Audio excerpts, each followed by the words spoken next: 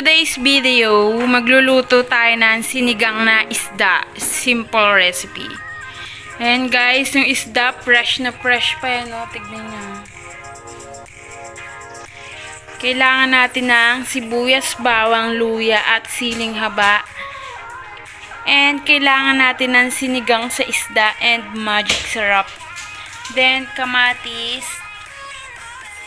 asin yan guys at itong kangkong. Yan lahat. Ayan ang mga lahat ng kailangan natin guys. Guys, magpapakulo muna tayo ng tubig para pag kumulo na ilagay na natin yung mga ingredients. Antay lang tayo ng 5 minutes. Ayan na guys, kumukulo na.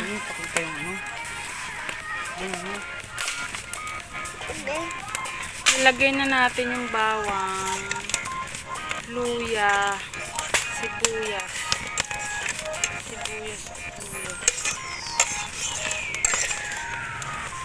sili. Pakuluin natin ng konti at sunod natin ang kamatis. Matalsik.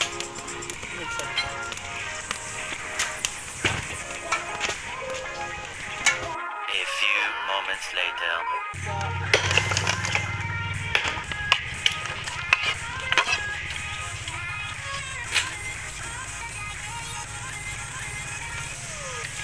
Then, takpan natin ulit. Antayin natin kumulo bago ilagay ang sinigang.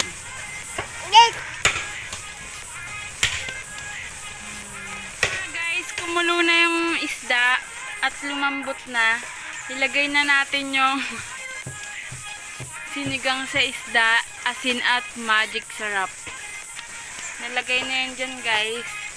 Antayin na lang natin ulit lumambot. Yan, sarap.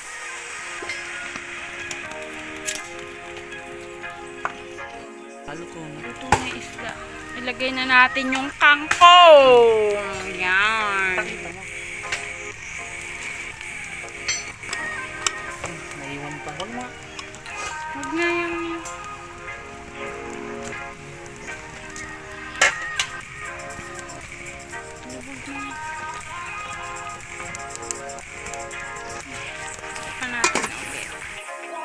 A few moments later. Ayan guys, luto na ang ating sinigang na isda. Serve hot. Yan na guys.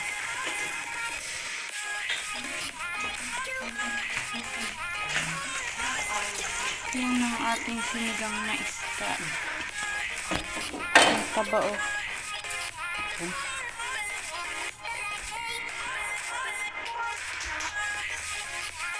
So, yun na nga guys. Ready to eat na. Malaman pang islang ko. Masarap talaga sa pangsigang. Kain tayo guys. Bye!